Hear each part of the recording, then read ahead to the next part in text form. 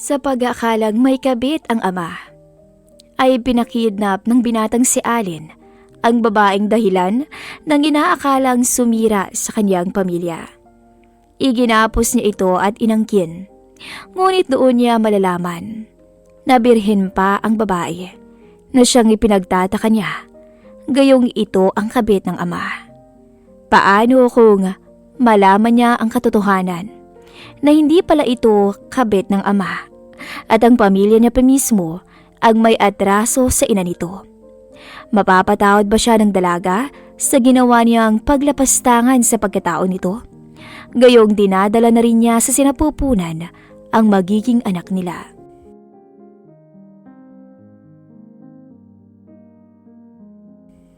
Good evening po, sir. Bati agad ni Manang Belen sa amo niyang si Allen nang makauwi ito pasado alas 8 ng gabi galing sa opisina. And you as well, Manang. Nakauwi na po ba si Dad?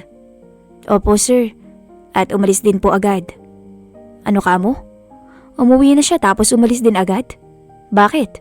At saan daw siya pupunta? Hindi ko rin po alam, sir eh. Basta po nagsisigaw po si Madam kanina at galit na galit kay sir. Nang mga sandaling yun, ay hindi na masyadong nag-usisa si Allen sa kasambahay dahil mukhang alam na niya kung ano ang nangyari. Where's Mom? Nasa taas po, sir. Sa kwarto niya. Hindi pa nga po yun naghahaponan eh. Okay. Maglagay ka ng food sa tray at isunod mo agad sa itaas. I'll talk to her. Yes po, sir.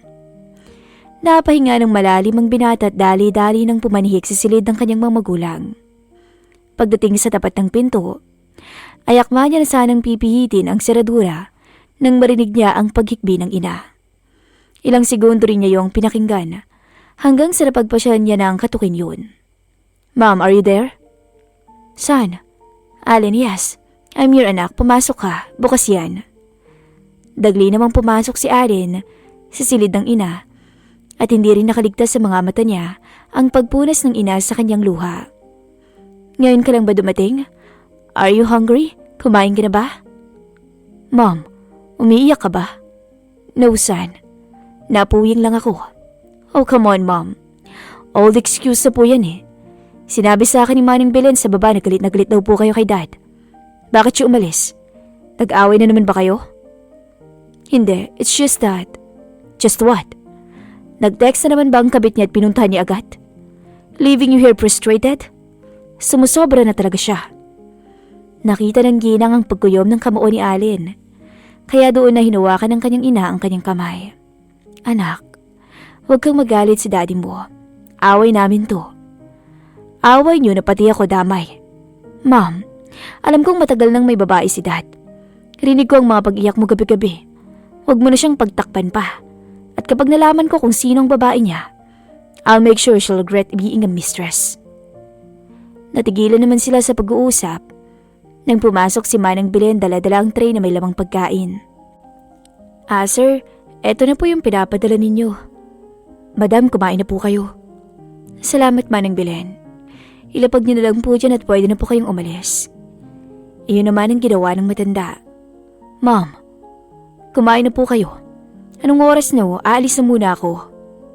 Wait, saan ka pupunta anak? Please, huwag ka naman gumawa ng gulo. I'm not, Mom. Kikitain ko lang si Iyon. Nagayang mag-bar yun kanina pero tumanggi ako. Ngayon mukhang kailangan ko pala. Sige na po, kumain na po kayo para makapagpahinga na. Don't wait for him. At huwag mo na rin akong hintayin. Hinalikan muna ni Allen ang ina sa noo bago tuluyang umalis. Dire-diretso siya sa kanyang sasakyan. At bago yun pinaandar, ay tinawagan niya muna si Iyon.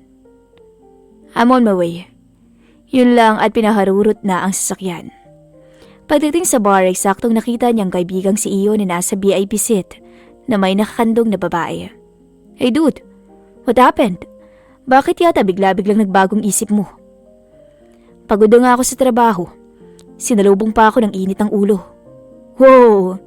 Kailangan mo pala ng maraming alak ngayon. Gusto mo rin ba ng babae? No man. Okay then. Babe, dun ka muna, okay lang ba? Lalapitan na lang kita kapag handa ng kwarto. Pilong saan ni Iyon sa babaeng nakakandong sa kanya. Nang makaalis na ang babae, ay doon na nag-order ng maraming alak si Iyon. Ano bang nangyari kasi? For the 9th time, Iyon, I saw Mom crying. At dahil na naman yun kay Dad, sumusobra na siya.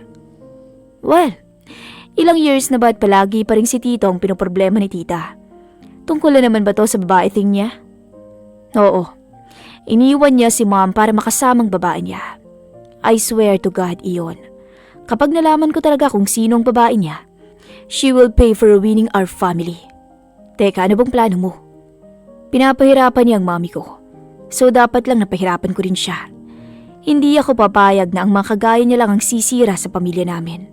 Nagkakamali siya ng pamilyang wawasakin. May galit ang tono ng boses ni Allen. At prosigido siya sa balak niyang gawin sa kung sino mang babae ng kanyang ama. Mag-hire na lang tayo ng private investigator, dude. May kilala akong magaling na investigador. Sige. Kontakin mo siya at kung available siya, sabihin mong kontakin ako. Kailangan naming mag-usap ng personal. Sure, dude. No problem. Hindi na umuwi si Allen sa bahay nila ng gabing yun at dumiretso na sa kanyang kondo. Kinabukasan, nagising siya sa pagtunog ng kanyang cellphone. Nang makitang si Iyon ang tumatawag, ay agad niya rin yung sinagot. Iyon, panimula niya. Hey pare, kakagising mo lang ba? Yeah, medyo masakit pa nga ang ulo ko eh. Marami yata ako nainom kagabi. Hindi lang marami pare, sobrang dami. 2:00 na nga ng tanghali oh. What? 2:00 na? Agarang napatingin si Allen sa maliit na orasan sa side table. Tsaka niya nasa pong ulo. Pati ang pagpasok sa opisina ay nakaligtaan niya dahil sa matinding hangover. Oo, 2:00 na. Kanina pa nga ako tumatawag sa'yo eh. Oh jeez, hindi na lang muna ako papasok sa office ngayon. Anyway, what's up? Bakit ka napatawag? Tumawag ako kasi nakontak ko ng kilala kong private investigator. Interesado ka pa rin ba sa kanya? Yup. Give me his number at ako nang mismong tatawag sa kanya. Sure thing, dude. Sige, isi-send ko na. Nasabihan ko na siya kaya ikaw nang bahalang magpaliwanag kung anong gusto mong ipagawa sa kanya. Trust me, Allen. Magaling siya. Siguro nga kung uutusan mo siyang malaman kung sinong unang babaeng natuhog ko'y malalaman niya eh. Tawa pa nito. Sira ulo ka talaga. Inihirit mo pa talaga yung kamanyakan mo. Sige na, papatayin ko lang linya. Pagkakita sa numerong ipinasa ni Iyon sa binata, ay tinawagan niya na ito agad at sinabi kung saan sila magkikita. Nang makatapos ay kumuha naman muna siya ng yelo at inilagay sa isang baldeng may lamang tubig. Tsaka inilublob ang mukha doon ng ilang minuto. Kailangan niyang gawin yun para matanggal ang hangover niya. Naligo na rin siya at nagbihis tsaka umalis. Sa isang coffee shop sila magkikita ng private investigator na sinasabi ni Iyon. Kaya doon na rin siya nag-order ng makakain dahil walang laman ang tiyan niya pag-alis. Allen Santa Ana? Maya-maya tinig ng isang lalaking nasa kanyang harapan. Nakasuot to ng long sleeve polo, naka-eyeglasses at may kulot na buhok. Yes? Tugon niya. Nice to meet you, sir. I am Ronald. Ako po yung kausap mo sa telepono kanina. Sabay lahad sa kamay. Nagdadalawang isip pa ang binata na tugunin ang pakikipagkamay nito dahil hindi mukhang private investigator ang nasa kanyang harapan. Ilang saglit pa niya toong tiningnan bago siya nakipagkamay. Oh, ikaw pala yun. Yes sir, hindi po ba halata? Pwede na po ba akong maupo? Yes. Excuse for a while Ronald ha. May tatawagan lang ako. No problem sir. Tumayo siya at dumistansya muna kay Ronald bago tinipa ang numero ni Iyon. Oh dude, nagkita na ba kayo ng private investigator? Tanong nito agad sa kanya. Are you kidding me Iyon? Pinagtitripan mo ba ako? Is he really a private investigator or a fake one? Rinig pa niya ang paghagik-gik ni Iyon sa linya bago to nagsalita. Ine-expect ko na ganyan ang magiging reaction mo dude. Pero ika nga nila, don't judge the book by its cover. Sa performance mo siya i-rate. Hindi ako magre-rekomenda ng tao kung hindi magaling no. Sure ka dito ha? Para kasing duda ako eh. Sure na sure dude. Basta sinasabi ko sa'yo magaling siya. Kausapin mo muna kasi, huwag kang nanguhusga agad. Napairap na lamang sa kanyang mata si Allen at pinatay na muli ang linya. Binalikan niya si Ronald na para bang patay gutom na kumakain sa in-order nitong pagkain. Oh sir, I'm sorry. Hindi na po kita napansin. Wait lang po Aayusin ko na muna ang sarili ko. Maayos na sir. Ngiti pa dito sa kanya. Mr. Ronald, before we proceed, gusto ko lang sanang itanong kung ilang case na ang nahawakan mo at ilang taon ka ng private investigator. 1 dekada na rin po sir. At more than 40 cases na po ang nahawakan ko. Successful naman bang lahat? I mean, satisfied ba ang mga customers mo? Yes po sir. Nasabi na po sa akin ni Sir Ion ang nais mong gawin ko. Pero for further explanation, gusto ko po na manggaling din mismo sa inyo kung anong gagawin ko. Doon na nga pinaliwanag ni Allen kung ano yung papagawa niya kay Ronald. Okay sir, just give me a week or 2 to settle this. And I will call you po kapag may information na agad ako sa babae. Okay, make sure magagawa mo ng maayos ang pinapagawa ko sa'yo. Yes po sir. Matapos nilang makapag-usap, ay tsaka palang umuwi si Allen sa bahay nila. Doon nakita niyang ama na nasa beranda habang nagbabasa ng dyaryo. Hindi niya iyon pinansin at dire-diretso na sana sa pagpasok nang magsalita to. Hindi mo man lamang ba ako babatiin, Allen? Hindi ka pumasok sa office, magdamag kang wala sa bahay. Where have you been? Napaismid siya at napangiti sa sinabi ng ama. Really, Dad? Ikaw? San ka ba galing kagabi? Iniwan mo si Mommy dahil pumunta ka na naman sa babae mo. What are you talking about? Oh, come on, Dad. San ka pa papupunta? Hindi ba't doon lang naman sa babae mo? Isa pa, yan naman ang laging pinag-aawayan niyo ni Mom, diba? Yung tungkol yan sa babae mo. Wala akong babae, Allen. Don't fool me, Dad. Kung noon, oo siguro. Magagawa mo pa akong pasakayin dyan sa mga pinagsasabi mo. Pero ngayon hindi na. And this is my warning. Hindi lang sa'yo kundi pati na rin sa babae mo. Kapag nalaman ko kung sino siya, I will ruin her life. Kagaya ng pagsira niya sa pamilya natin. Yun lang at dire-diretso na sa pagpasok si Allen sa mansyon, tsaka dumiretso sa kanyang silid. 2 araw ang lumipas. Wala pa rin binabalita ang private investigator sa kanya, kaya medyo nakakaramdam na rin siya ng inip. Kaya naman napagdesisyonan niyang sundan ng ama para matuntun niya na ang babae nito. Gumamit siya ng ibang kotse para hindi mahalata ng ama na siya ang sumusunod dito. Hindi naman siya nabigo. Dahil nasundan niya ito at nakita niyang huminto ang ama sa isang private villa at silalubong siya ng isang babaeng sa tingin niya ay kasing edad lamang niya. Huli ka. Sige lang babae, ngumiti ka lang. But I'll make sure na malapit nang matapos ang masasayang araw mo. Saad ni Allen sa sarili, tsaka umalis na doon. Sa biyahe pa uwi, ay tinawagan niya ang kaibigang si Ion.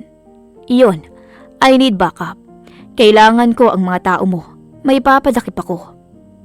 Wait, what? Sino? Ang kabit ng magaling kong ama. Ano? Nalaman agad ni Ronald ang kinaroroonan niya? No, your private investigator is weak. 2 days na pero wala pa rin siyang balita. Hindi ko nga alam kung bakit nag-hire pa ako. Kaya ko naman palang sundan si Dad. Hindi ko rin alam kung bakit ngayon ko lang to naisip. Dude, maghunos dili ka nga. Tiyak alam ni Ronald ang ginagawa niya.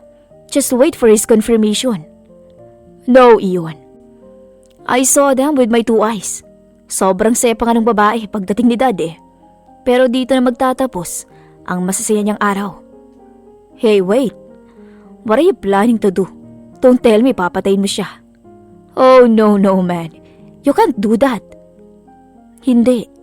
Masyado naman yata siyang sinuswerte kung gano'n na lang yung gagawin ko sa kanya. Ang gusto ko, pahirapan siya. Hindi tapusin siya. Hindi ako mamamatay tao, Iyon. Well, at least, nakahinga ako ng maluwag dahil dyan, ha? Okay din. Ikaw ang bahala, dude. Ilang tao bang gusto mo? 3. Same price. Isisend ko sa iyo ang address kung saan nila dadakipin ang babae at kung saan nila dadalhin. Hintayin ka mo nilang senyalis ko. Bago sila magtungo doon, dahil I'm sure nandun pa si Dad. Copy, pare. Sa kabilang banda naman, ay ang dalagang si Maxine na masayang-masaya habang tinitingnan ang daladala ng ninong niyang si Rafael dahil makakapag-aral na siya sa ibang bansa. Salamat talaga, Ninong, ha? Hindi ko po talaga alam kung paano pa po ako magpapasalamat sa inyo. Para ko na po talaga kayong tatay eh. Simula pa naman nung elementary ako ay kayo na pong sumusuporta sa akin. Salamat po talaga. I'm sure masayang masaya si mama sa mga nangyayari ngayon sa buhay ko. Kung nasaan man po siya ngayon. Nakangiti niyang wika. You deserve all of this, iha. Sige lang. Next month, aasikasuhin ko ng mga papeles na kakailanganin mo para sa pag-alis mo. Basta wag na wag mo lang akong kakalimutan, ha? Oo naman po. Ikaw pa ba? Salamat talaga, Ninong.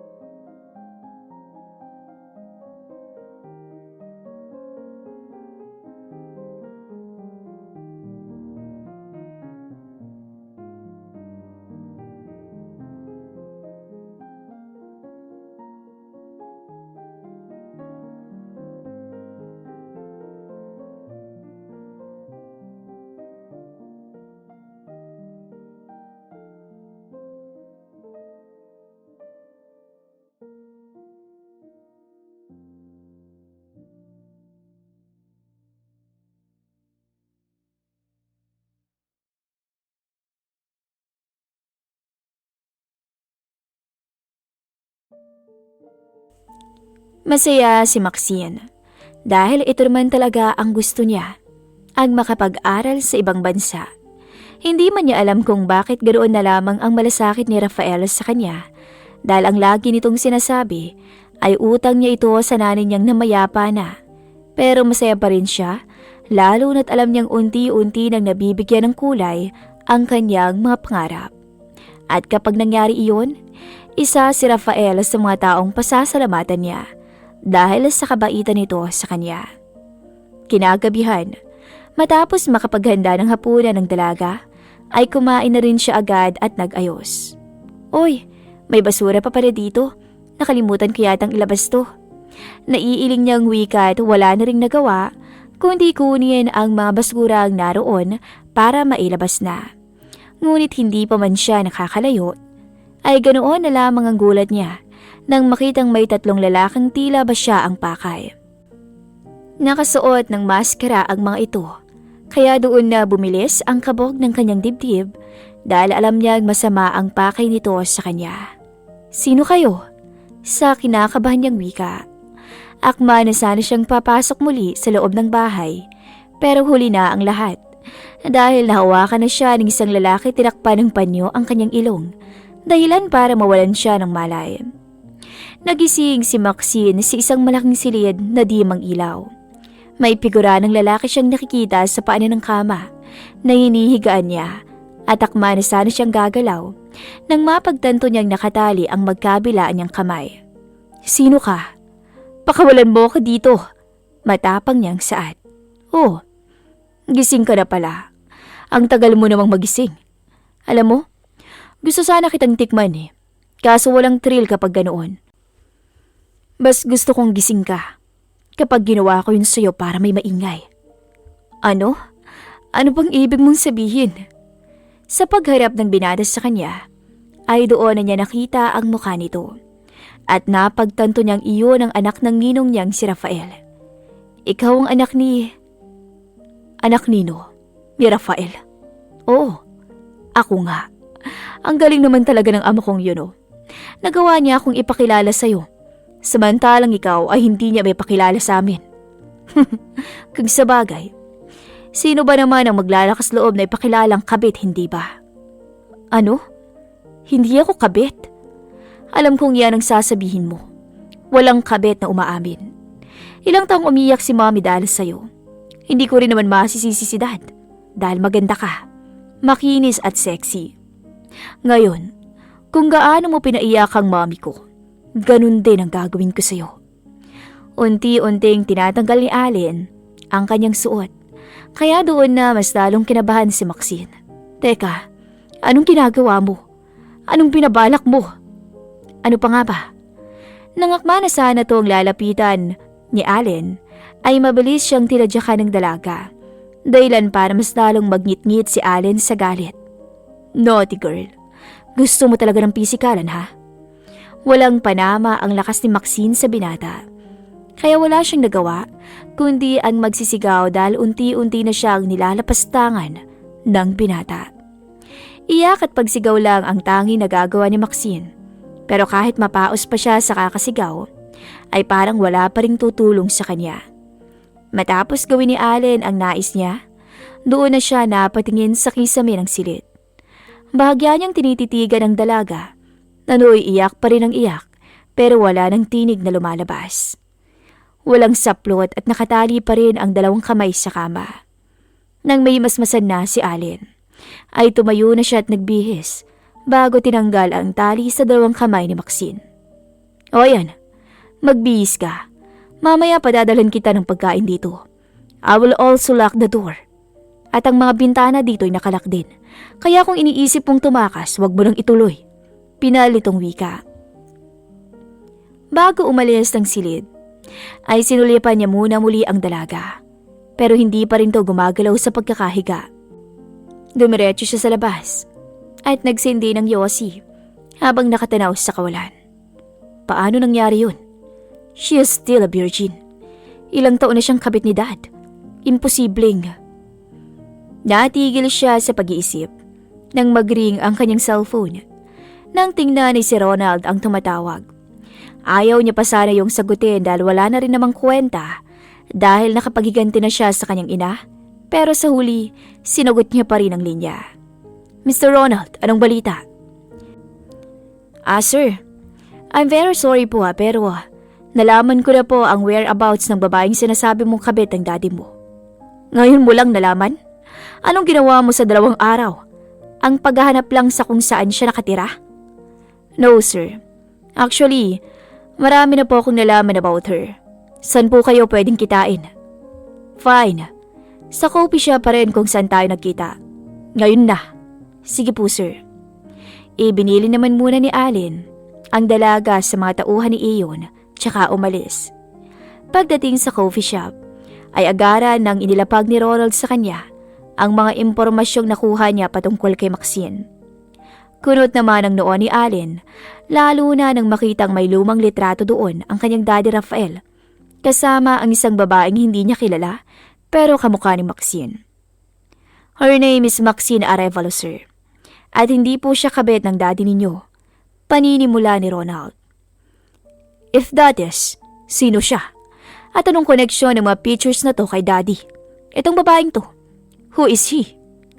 Siya po ang mother ni Maxine. Naguguluhan na si Allen, kaya hinayaan niya muna ang investigador na magpaliwanag para mas lalo siyang malinawan. Ang mother po ni Maxine na si Teresa Arevalo ay dati pong nobya ng daddy mo, sir.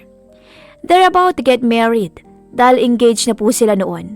Kaya lang ang mga magulang ng daddy mo ay tutuloy sa pagmamahalan nila dahil mas gusto nila ang mami mo para sa daddy mo. Kaya naman, ang ginawa nila, sinetap nila si Teresa. Nilasing at nag-utos ng tao para pagsamantalahan to. Nagbunga yun. At si Maxine po ang batang iyon. Nagalit ang daddy mo kay Teresa, not knowing na wala din siyang alam sa nangyari. Nakipaghiwalay ang daddy mo sa kanya dahil na rin sa sulsol ng mga magulang niya. At doon na nila ipinasok ang mami mo sa eksena. Hindi mahal ng daddy mo ang mami mo at napilitan lang pakasalan to dahil nabuo ka sa loob ng sinapupunan niya.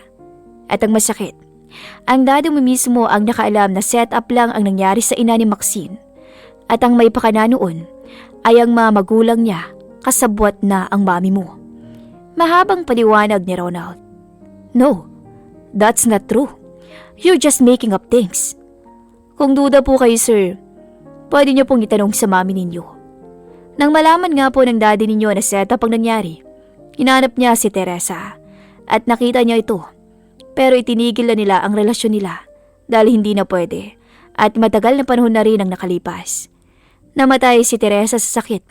Pero bago yun, nangako muna si Rafael na babawi siya at itutuwid niya ang pagkakamaling nagawa ng mga magulang at asawa niya sa pamamagitan ni Maxine. Kumuha at nagbayad si Rafael ng tao para may mag-alaga kay Maxine at pinatira niya sa isang pribadong bilya. Suportado niya ang pag-aaral ng bata hanggang sa makapagtapos to ng kolehiyo. Pero dahil nga pangarap ni Maxine na makapag-aral sa ibang bansa, ay iyon na ang kasalukuyang ginagawa ng paraan ng daddy mo.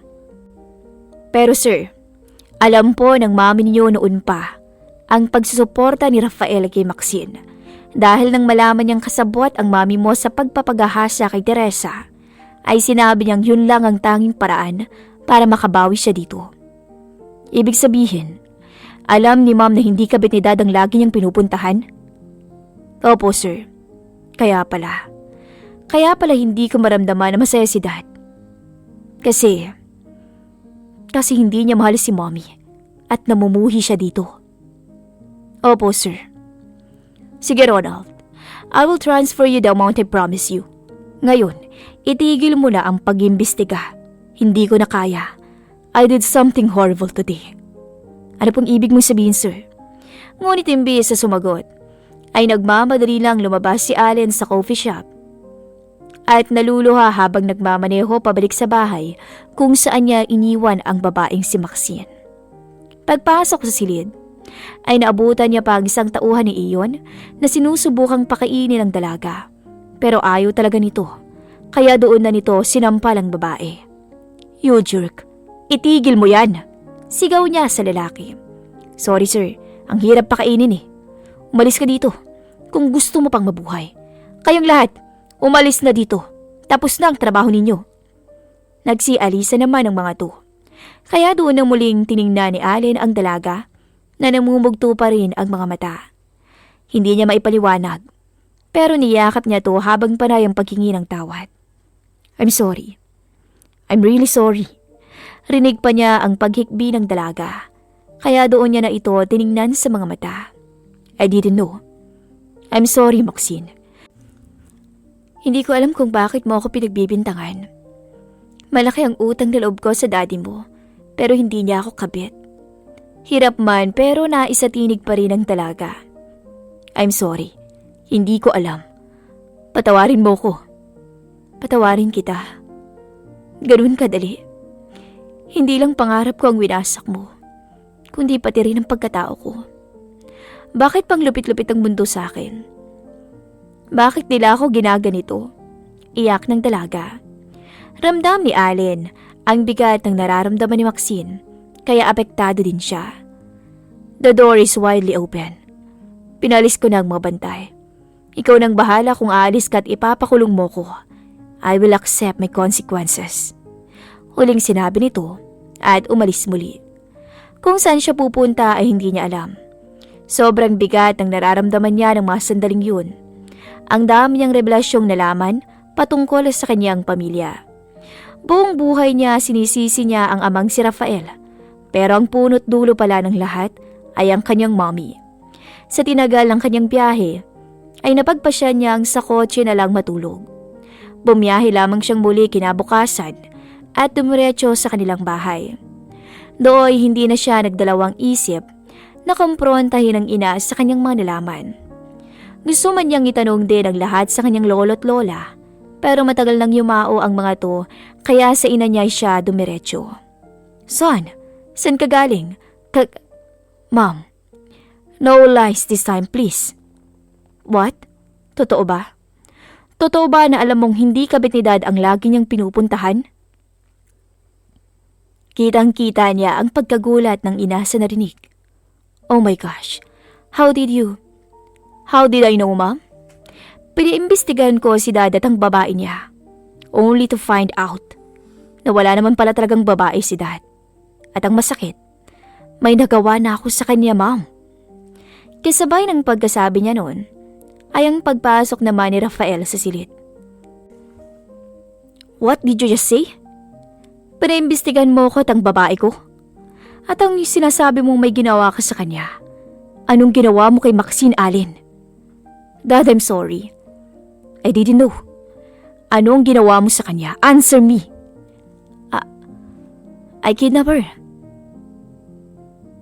and took advantage on her. Ngunit hindi pa man natatapos ni Allen ang sasabihin nang suntukin na siya ng ama ng sobrang lakas. Oh my gosh, Rafael! That's enough! Pag-awat ng ginang. No, ma'am. I deserve this. Sige, dad. Suntukin mo ba ako? Yung malakas pa dito. Kasalanan ko rin naman eh. Kasi nagpadalos-dalos ako. I hated her. I hated her for making my mom so frustrated. Yun pala. May kwento sa likod nun. I'm very sorry. Alam ko na ang lahat, dad. Alam mo na. Pero ginawa mo pa rin kung anong ginawa ng iba sa ina niya. Pinipilit kong makabawi sa kanya dahil sa pagkakasala ng lola't lola mo, kasama ng mami mo. Yet here you are.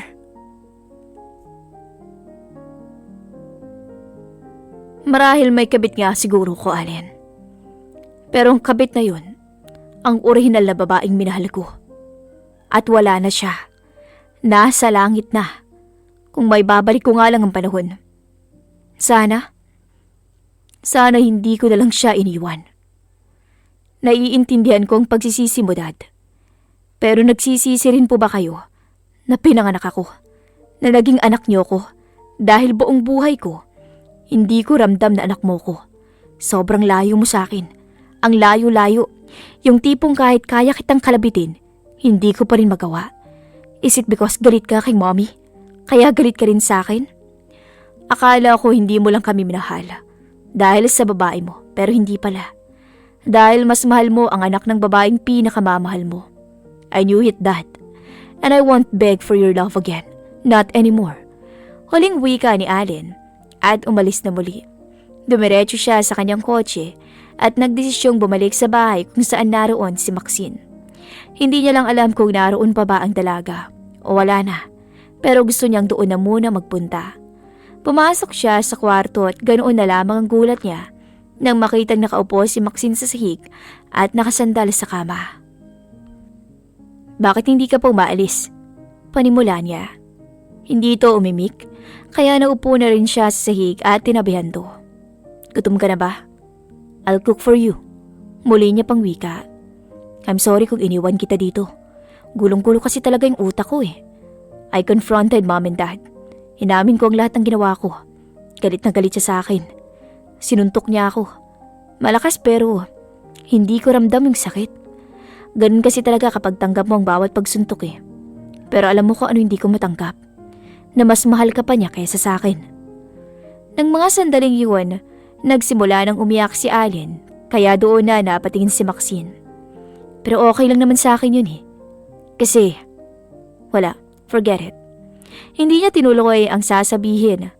Nabunga siya ng pilit na relasyon dahil marahil hindi alam ng dalaga ang nangyari sa ina niya noon at kung bakit ganoon na lamang ang pagmamalasakit ni Rafaela sa kanya. Your dad loves you. Sa wakas ay nasabi ni Maxine. Kapag dinadalaw niya ako, lagi niyang pinagmamalaki at kinukwento sa akin. Ikaw, kaya kita nakilala. Kapag nakakakuha ka ng medalya, dinadala niya sa bahay at pinapakita niya sa akin. Mana ka raw sa kanya. At dapat, ganoon din daw ako. Mabait na tao si Ninong Rafael, kaya utang na loob ko sa kanyang lahat. Para ko nga siyang tatay eh. Dahil sabi niya, tinutulungan daw niya ako dahil may utang siya kay mama. Ewan ko ba kung gaano kalaking utang niya. At hanggang ngayon, hindi pa rin matapos-tapos yung pagtulong niya sa akin. Pero thankful pa rin ako. Hindi mo lang siguro nakikita yung pagmamahal ng daddy mo sa'yo. Dahil nakafocus ka sa pag-aakala mong may kabit siya. Maxine, I'm sorry. Sige na, ipakulong mo na ako. Gusto ko magawin yun pero hindi ko kaya. Anak ka ng taong naging dahilan kung bakit ako nandito ngayon. Kung bakit unti-unting nagbago yung buhay ko. Masakit para sa akin yung ginawa mo. Dahil kasama ng daddy mo, nire-respeto ko rin ang pamilya niya. Lalo ka na. I know. At sana hindi ako nagpadalos-dalos. Forgive me. Hindi ko alam kung kailan kita mapapatawad. Pero sana wag mo muna akong pilitin. Iyak ni Maxine dito. Matapos nilang makapag-usap, ay umalis na rin si Maxine sa harapan mismo ni Allen. Hindi niya alam kung saan to pupunta. Pero batid niyang aalis na to sa bahay. Hindi niya na rin to sinundan pa dahil hindi naman talaga kapatawad-tawad ang ginawa niya dito. Dumaan ang ilang araw at hindi na muna siya umuwi sa mansyon. Panay ang pagtawag ng mommy at daddy niya pero hindi niya sinasagot. Maski si Iwan ay tumatawag din sa kanya at ito lamang ang kanyang kinakausap. Dude, nasan ka ba? Tinatanong ka ni tita at tito sa akin. Tsaka nasabi na sa akin ni Ronald ang nalaman niyang impormasyon dun sa sinabi mong babae ni tito. Yeah. Pinagsamantalan ko siya iyon. What? Why did you do that? Kasi ang plano ko, galawin siya at ikulong. Pahirapan. Pero nalaman ko ang lahat kay Ronald. Labis akong nagsisi pare. Pero huli na ang lahat. Ngayon, hindi ko talaga alam yung gagawin ko. Nasaan ka ba kasi? Pupuntahan kita dyan para may makausap ka. Huwag mo nang alamin iyon. Hindi ko na muna sasabihin. Uuwi rin naman ako pero siguro wag na muna ngayon. Pinalyang wika. Samantalang si Maxine na may pilit pa rin ginagawang normal ang kanyang araw-araw. Nakausap na rin niya si Rafael at panayang paghingi nito ng tawad. Wala naman siyang magawa kundi ang ngitian lang nito o ngitian lang ito kahit pilit lang. Ngunit dahil ayaw niyang mamuhay sa mapait na pangyayaring yun, ay napagpasya niyang ipagpatuloy pa rin ang planong pag-aaral sa ibang bansa. Pero ang lahat ng planong yun ay biglang natigil nang malaman ni Maxine na nagdadalang tao siya at sigurado siyang si Allen ang ama. Noong una ay inililihim niya pa yon kay Rafael. Pero nang hindi na siya natuloy pa sa ibang bansa, para sana'y mag-aral ay doon na rin niya pinagtapat dito ang totoo. Dahil nga doon, panay na ang pag-contact ni Rafael sa anak. Dahil ayaw niyang katulad ng ina ni Maxine na si Teresa, ay lumaki din ang anak ni Maxine na walang ama.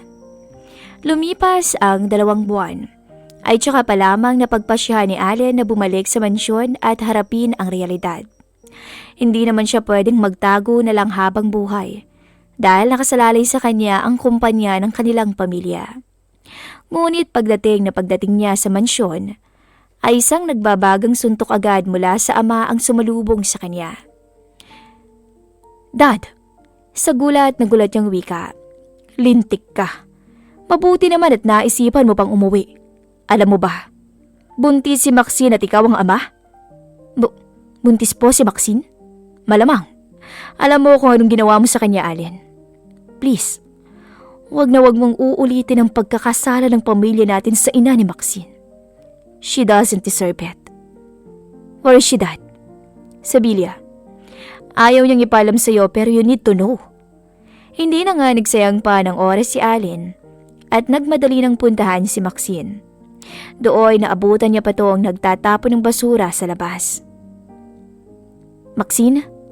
Sa mahina niyang panimula. Tinitigan lang siya saglit ang dalaga bago ito tumalikod at akmang papasok na sa loob ng bahay nang sundan ito ng binata. Alam ko na ang totoo, Maxine. Dad told me, you're pregnant with my baby. Allen, wala kang pananagutan sa akin. Meron. Ang baby na yan. I know malaking kasalanan ko sa'yo pero please, hayaan mo naman akong makabawi. Pwede ka namang bumawi sa ibang paraan, pero hindi ka pa man nakakapasok sa buhay ko. Ayaw na kitang pabalikin, so please, leave. No, I will stay here with you. Aalagaan kita. Hindi mo pa man ako mapatawad ngayon, pero please, hayaan mo akong magpakaama sa baby.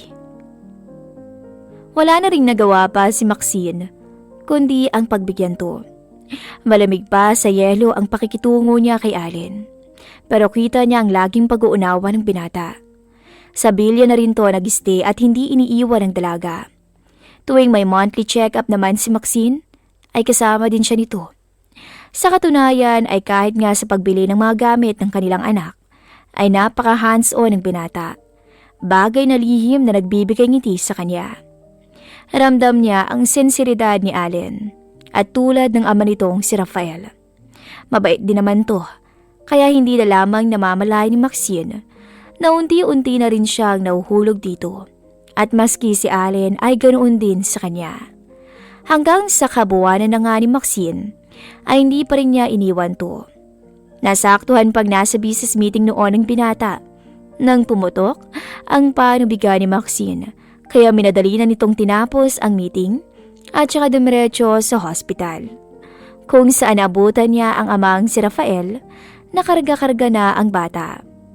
"Dad, siya na ba si Baby Kali?" Naiiyak niyang wika. "Oo anak, siya na nga. Ang gwapo-gwapo ng apo ko Manang-mana sa lolo. Mamaya mo na kargahin si Kali. Puntahan mo na muna sa loob si Maxine. Kanina ka pa niya hinihintay."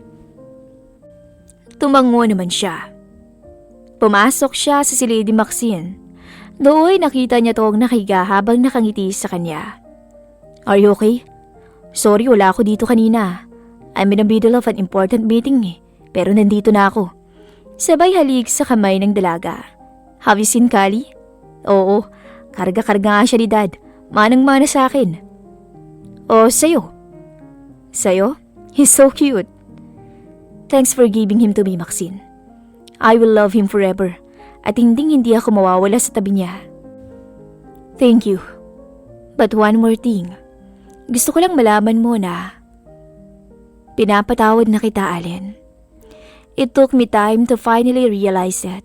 Pero napagtanto ko na hindi lang kita napatawad, kundi iniibig rin kita." Mahal mo na ako? Mahal mo na rin ako, Maxine? Na rin? Ibig sabihin, oo, mahal na mahal kita. I'm sorry kung hindi ko nasabi yun. Kasi akala ko, pinapakisamahan mo lang ako dahil sa baby. But now, nasabi mo na nga na mahal mo rin ako. Oh God, I'm so happy. I really do. I love you, Maxine. I love you so much. I love you too, Allen. Doon ngay agad hinila ni Maxine ang binata para maglapat ang kanilang mga labi. At iyon ang senaryong inabutan ni Rafael, bagay na nagpangiti din dito. Simula nga nooy mas pinili ng dalawa na maging masaya sa kanilang pagsasama. Napaka hands-on ni Allen sa kanyang mag-ina, bagay na mas lalong nagpaibig kay Maxine dito. At tungkol naman sa ina ni Allen, nakahingi na rin ito ng tawad kay Maxine at sa yumao nitong inang si Teresa. Buong puso naman tong pinatawad ni Maxine dahil ika nga niya, matagal na panahon na yon at nakaraan na. Ang importante ay masaya na sila ngayon at mas pagtutuunan na lang ng pansin ang mga pangyayari sa hinaharap. Hindi nga nagtagal ay nagpropose na rin si Allen ng kasal kay Maxine na sinagot naman ito ng isang matamis na yes. Ikinasal na nga sila makalipas ang ilang buwang preparasyon at naging ganap na Mr. and Mrs. Santa Ana na. Marahil hindi man naging maganda ang simula ng love story nila Allen at Maxine, ang importante, masaya ang ending ng kwentong sila mismo ang bida.